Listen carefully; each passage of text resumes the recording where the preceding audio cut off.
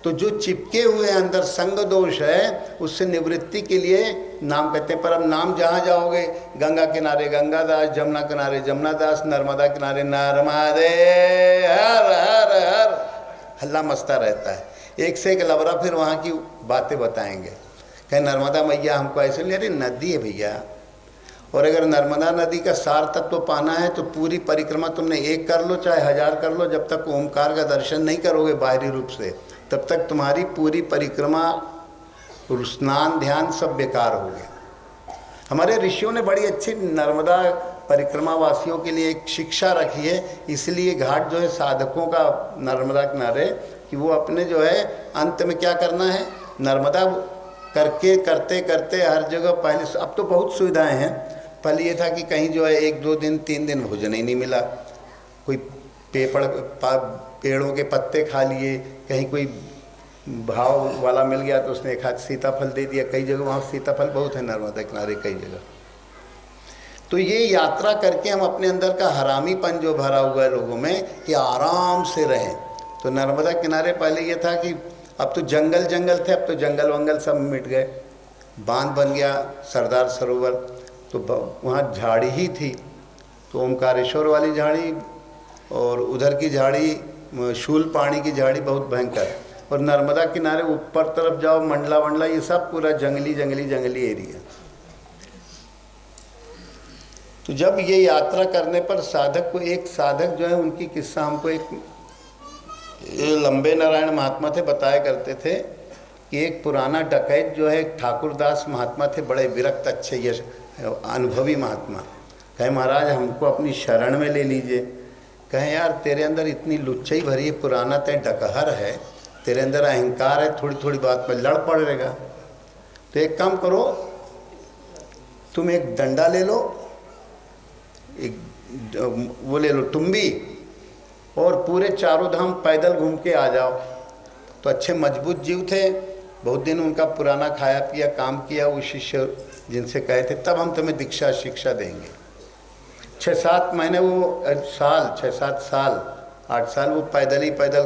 तो कहें देखो कोई तुमसे अगर कुछ बोल दे तो कभी बुरा मत मानना, उससे कहना धन्यवाद गुरु महाराज की कृपा हुई। कोई मार रहा है, कोई भगा रहा है, कहे खाए पिए दुरुस्त है, कहाँ घूम रहा है फालतू में। तो उनसे कहा गया चारों धाम करे आओ। धाम का मतलब नहीं है अपने अंदर की प्रतिक्रियाएं जो होती हैं कि तुम्हें भोजन नहीं मिल रहा है, ये भी गुरु महाराज की कृपा है, मिल गया वो भी कृपा है। कौन कौन से पत्ते चबाना चाहिए, कुछ ऐसा भी रूपक बताए। फिर 6 साल बाद आए तो कहें करे कैसा रहा, कहे महाराज जहाँ जहाँ गड़बड़ होती थी आपका स्वरूप प्रकट हो जाता था। कहता था ए होशियार, क्रोध नहीं लाना है, लोभ नहीं लाना है, मोह नहीं लाना है। तो आपने महाराज हर जगह हमको जो है उबारा, आपकी कृपा से यात्रा आपने जो आदेश किया था पूरी हुई। फिर वो भी एक अच्छे महात्मा हुए। हमारे आश्रम में उन पुरुषोत्तम दास महात्मा के नाम से कई भजन 10-12 भजन हैं। तो ऐसे ही नर्मदा किनारे की यात्रा, अब तो बहुत सुविधाएं हैं, जहाँ तहाँ सदावर्त है और कुछ है सुविधाएं। तो जब नहीं थी तो उस समय नर्मदा की परिक्रमा एक नहीं 1000 परिक्रमा कर लो, अगर कहीं क्या नहीं किया, ओमकार का दर्शन नहीं किया। ये ओमकार ही क्यों कहते हैं भाई? तो अर्जुन को युद्ध करने के लिए कहा, और युद्ध क्या है अभी आपको बता ही दिए कि जो भी विकार हैं ये सब काम क्रोध मानसिक मनोमय विकार हैं, और युद्ध भी वो अंतर जगत का है, और उसमें सारे जगत की सबकी ममता ताक बटोरी, ममपद मनो बांध भरी डोरी। तो मेरे स्वरूप में गुरु महाराज कहते हैं, मेरे स्वरूप में चरणों में तो सारी जितनी तुम्हारे संबंध हैं उनको रस्सी बना के बरबर के और मेरे चरणों में बांध दो अपनी। कोई बाहर से नहीं बांधना है, अंदर से सबकी ममता जो है इसकी उसकी। तो अर्जुन के अंदर बहुत ममता थी। कहे महाराज आप तो बड़ा क्रूर कार्य बता रहे हैं, इससे अच्छा हम भीख मांग लेंगे, जी लेंगे, हमें ये कठिन काम न बताओ। ये देखो हमें तो पूरे जितनी 18 क्षोणी सेना, इन सब में कोई ना कोई अपना संबंधी दिख रहा है, और जब तक ये संबंधी दिखते रहेंगे तब तक निर्वाणी मुद्रा का आश्रय लो। ये निर्वाणी मुद्रा कैसी होती है? तो उसको करने, उस मुद्रा को लगाने से ही तुम्हें और उस नाम को लेने से ही तुम्हें अत्यधिक जिद्द करना पड़ेगा, नहीं तो मन तो भटकेगा, चारों तरफ आवारा है। पर उसको निर्वाणी मुद्रा, निर्वाण पुरुष मिल जाए तो काम बन जाए, जो स्वयं उस गुरु महाराज की पैरों की डोर से बंध के उस नाम को जो है अपने जीवन में उतार ले। लोग बोलते तो बहुत है। गोस्वामी जी एक पुस्तक है, दोहावली कवितावली कोई है एक छोटी, उसमें कहते हैं सब लोग कहते तो हैं नाम जपने को और स्वयं नहीं जपते हैं। एक बड़ा भारी दोष है। सबको कहेंगे नाम जपो नाम जपो, स्वयं जो है उल्टा पुल्टी में दिमाग जो है दौड़ाते रहते हैं। गांव में कोई मिला, राम राम जी, राम राम कहो जी, कहते हैं पर करते नहीं। और अगर करने लगोगे तो उसका लाभ निश्चित रूप में सब संकल्प अस्त हो जाएंगे। नाम और ध्यान क्यों कहे गए हैं? नाम के द्वारा नामी को पाने की तीव्र इच्छा। और वो अमृत नाम कौन सा है? तो भगवान कृष्ण ने पहली बार तो प्रणवः सर्व वेदेषु 7वें अध्याय में कहा। 8वें अध्याय में कहा ओम इति एकाक्षरम ब्रह्म, केवल एक ही नाम है।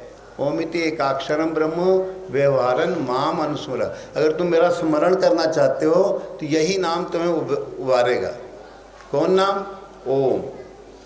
अब ये कैसे मान लिया जाए? उन्होंने तो कह दिया, हम कैसे माने भाई? ओम ही क्यों? टोम नहीं, सोम नहीं, कोम नहीं, और नाम क्यों ना लिए जाएं? तो उसका भी निवारण जो है अच्छी तरह से, जैसे अभी एक 2 अंगुल का अंतर है, ये दोनों भावों के नीचे ऐसी 2 अंगुल लगाओ तो सबसे ऊंची हड्डी ये मिलती है। हर एक के शरीर में नाक है जहाँ से श्वास लेते हो, और श्वास चली गई तो कहने लगे ये तो अब कुछ बचा ही नहीं भाई। तो दूसरे अध्याय में उन्होंने कहा कि अगर तुम मेरा स्मरण करना चाहते हो तो यही नाम लेना पड़ेगा। ओम इति एक अक्षरम ब्रह्म। ये ब्रह्म बोध में प्रवेश करने के लिए ओम ये एक अक्षर वाला है, इसमें 2-3 अक्षर नहीं मिले हैं। ओम ऐसे तो, और एक और है इसमें, मन ही मन सब लोग अगर ओम का जाप करो, जितना लंबा खींच के करो तो तुम्हारी श्वास चढ़ती जाएगी एक ओम में, और एक ओम में ये बाहर होती जाएगी। ये दोनों का एक समन्वय है। तो उन्होंने कहा कि फिर 9वें अध्याय में भी कहा है वेद्यम पवित्र मोकार ऋक् साम यजुरेवत्स। ओम जो है ये तीनों वेद हो। जब कोई वेद नहीं था, भागवत में आता है, तो केवल ओम ही वेद था। ये वेद वगैरह त्रेता युग द्वापर की संधि काल में प्रकट हुए हैं, नहीं त्रेता और सतयुग की संधि काल में।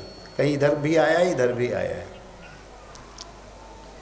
तो ओम ही केवल सभी नामों का राजा है, क्योंकि अपनी जीभ को ये हड्डी जो बता रहे हैं 2 अंगुल, उसमें आया था बसत पुरुष निर्वाणा। तो जो निर्वाणा मतलब निर्वाणी मुद्रा लगाए तो निर्वाणा हो गया।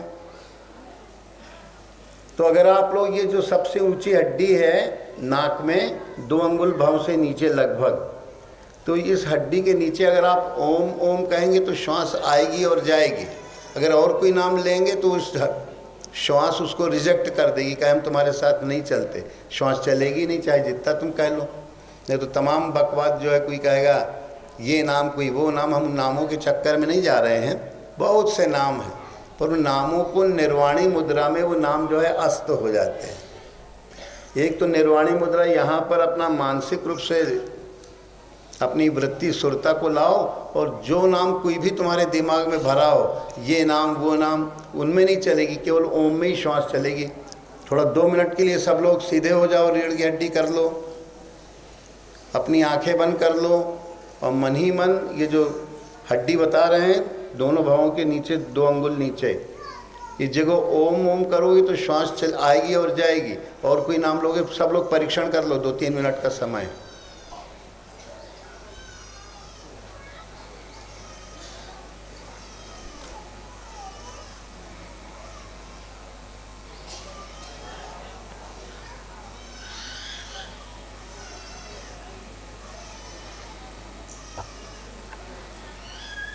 तो तुम लोग देख रहे होगे एक ओम कहने पर श्वास अपने आप ऊपर उठती है और एक ओम में बाहर जाती है। ये एक सहज रूप में है ये, इसमें तुमने कुछ किया नहीं, कोई मुद्रा नहीं लगाई, पर इस जगह बनी बनाई कौन कौन ऋषि हैं इसमें? दधीच ऋषि, जो ध्यान चिंतन ही करवाते हैं। इस जगह अगर ओम करोगे तो तुम्हारा नाम चलेगा, श्वास आएगी, और कोई नाम लोगे ओम के अतिरिक्त तो श्वास चलेगी नहीं। सब लोग परीक्षण करके देख लो, और अगर किसी का परीक्षण मान लो कोई और नाम का निकल रहा है तो फड़ ले, हमें बताएं तो हम भी समझें उनसे। इसमें ओम ही चलता है, ध्यान चिंतन की हड्डी है ये, और लोग उससे वंचित हैं।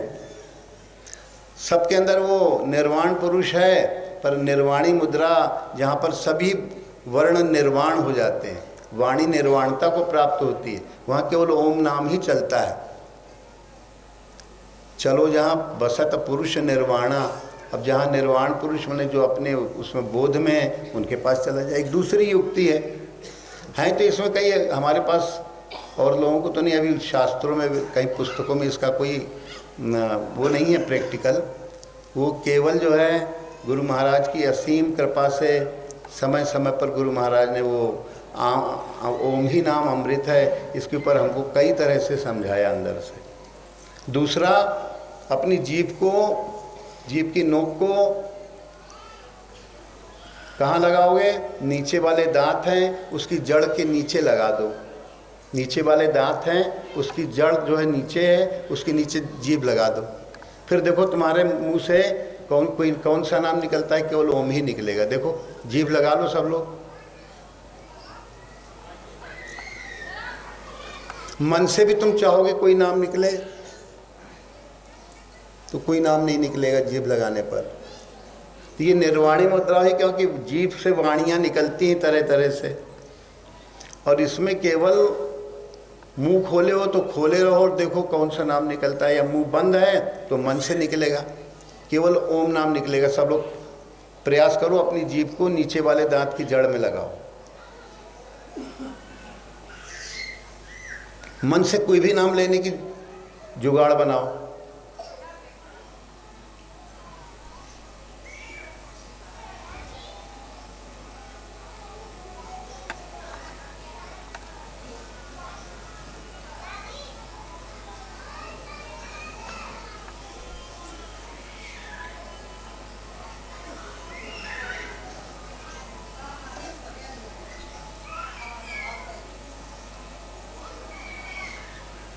ओम नाम का जितना लंबा नाम लोगे उतनी लंबी श्वास चलेगी और सूक्ष्म श्वास हो जाएगी, और केवल ओम नाम में ही ये श्वास भर के परिपूर्ण, और यही बताएगी कौन सा तत्व चल रहा है। जब यहाँ पर जगह बना लोगे तो जब केवल नाक के अंदर ही श्वास चले तो समझो आकाश तत्व है।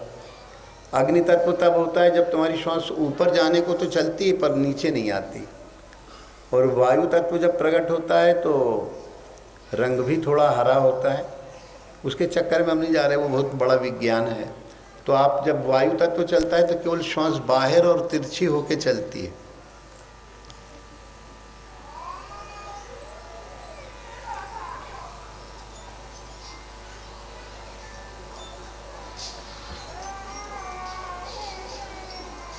अगर ओम ओम मन ही मन सोचो तो केवल वायु तत्व प्रकट होता है और नाक से तिरछा तिरछा निकलता है, और जो जल तत्व होता है वो हल्का रहता है। देखो अब जल तत्व तुम सबका चलवा देते हैं।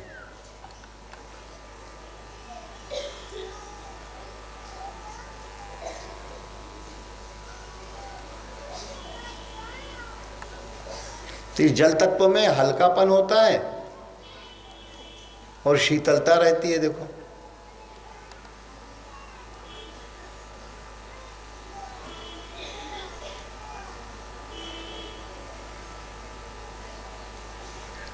और पृथ्वी तत्व में क्या होता है? श्वास तुम्हारी भारी भारी चलती है और चलती अच्छी प्रवाह से है, वो भी अपनी नाक की इस हड्डी के नीचे आ जाओगे तो तुम्हें उसका ज्ञान हो जाएगा। हम उसको चलवा रहे हैं सबकी। जो झुका होगा नाम सुनने के लिए उसी के अंदर ये क्रिया होगी।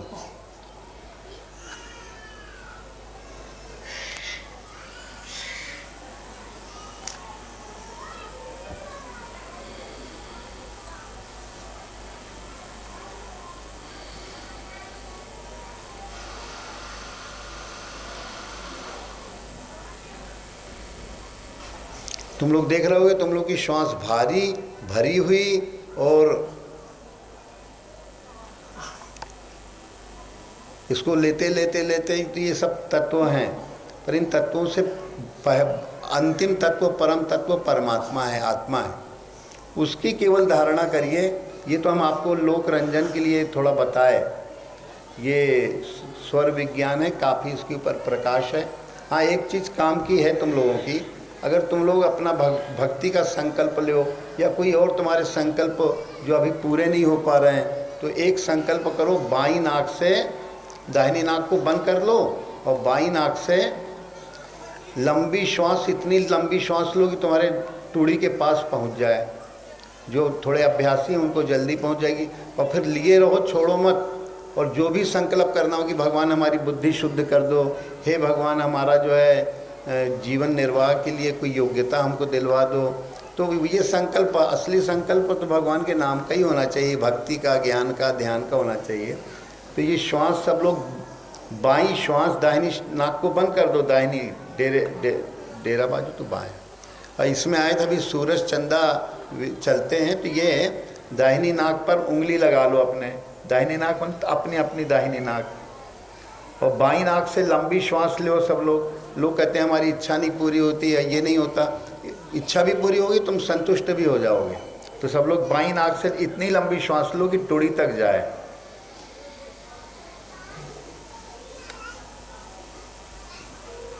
अब पहुंच गई, और उस जगह मन ही मन संकल्प करो, जो भी जिसकी कोई इच्छा हो। विद्यार्थी होंगे, हमारा पढ़ने में मन नहीं लगता, पढ़ने में मन लगे, पढ़ने में मन लगे, पढ़ने में मन लगे, पढ़ने में मन ही मन, ऐसे जल्दी जल्दी दोहराओ। अगर 11 बार दोहरा दोगे तो देखो तुम्हारा पढ़ने में मन लगने लगेगा। जो कोई नशा कर रहा है, कहीं हम नशा छोड़ना तो चाहते हैं पर नशा हमें छोड़ते ही नहीं है, तो उनके लिए भी प्रार्थना है विद्वानों कि अपनी बाईं नाक से गहरी श्वास लो और देखो वो नाभि तक जा रही है, और लेना नहीं है, इसमें जितनी बार तुम संकल्प कर सको कि मुझे फलाने इससे हमें निवृत्ति हो, फलाने विकारों से निवृत्ति हो, भगवान में प्रवृत्ति हो, या जो भी जिसके, तो संकल्प पूर्ण हो जाएंगे उसके। रोज़ ऐसा जो है 11 बार, एक बार में 11 बार न कर पाओ, 3 बार 4 बार कर पाओ तो फिर दोबारा ऐसे ही करो, और दाहिनी नाक से श्वास छोड़ दो। जो भी संकल्प करोगे वही पूरा हो जाएगा। अच्छा, पंगत के भी समझ रहे हैं? हाँ, चल रहा है।